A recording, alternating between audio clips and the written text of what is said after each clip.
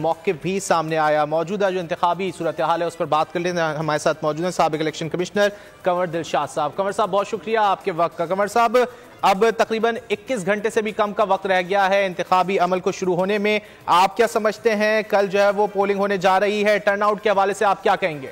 ज़ाहिर है कि इलेक्शन कमीशन ऑफ पाकिस्तान ने इंतखाबात को पुरअमल करने के लिए तमाम इंतजाम जो उनकी आईनी और कानूनी दायरे कार में आते थे मुकम्मल कर लिए गए हैं। और जैसे कि आपको इल्म है तकरीबन 2,80,000 के लगभग आर्मी के जवान जो है वो भी खास मखसूस जगहों पर तैनात हो गए। लॉ एंड ऑर्डर की सूरत तो बेहतर है। अब असल मसला यह है कि आवाम को अपना वोट का आगाज करने के लिए उनको हालात को के मुताबिक वो बाहर निकले और अपना वोट कास्ट करे और जिस जमात में देना चाहे जहाँ देना चाहे वो उनकी ख्वाहिश के मुताबिक है। लेकिन इलेक्शन जो पाकिस्तान ने उनके लिए रास्ता हमवार कर दिया है और तमाम सियासी जमातें जो है सियासी मदारी अमल में हैं और इन तहरीक इंसाफ के जो है उम्मीदवार वो भी तकरीबन आज़ाद उम्मीदवार की हैसियत से हर कॉन्स्टिट्यूंसी में उनके नुमाइंदे मौजूद हैं।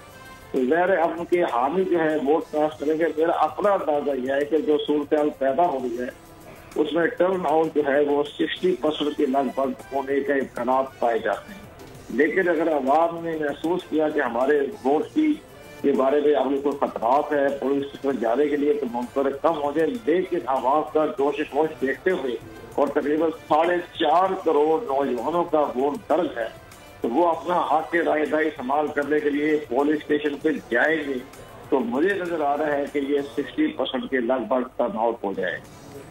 अच्छा कंवर साहब इस पर क्या फरमाइएगा? हमने चंद सालों में देखा कि नून लीग और पीपल्स पार्टी अपने स्ट्रॉन्ग होल्ड प्रोविंसेस की अगर बात करें तो वहाँ पे अपना ज़्यादा वो तासुर रखती है। इस वक्त अभी करंट सिचुएशन क्या देख रहे हैं? अब भी वही सूरत हाल है?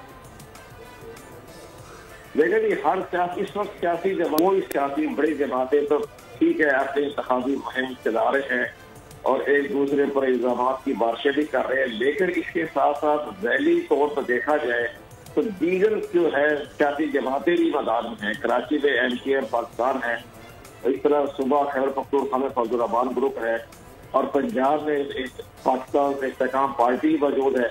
लेकिन सारे लोगों को देखते हुए नजर ये आ रहा है कि आजाद जो उम्मीदवार हैं वो कामयाब करने के लिए उनकी पार्टी के वोटर हामी जो हैं वो पुलिस स्टेशन पर जाके अपना वोट कास्ट करें, जिसकी वजह से टर्नआउट बढ़ने का इम्कान है।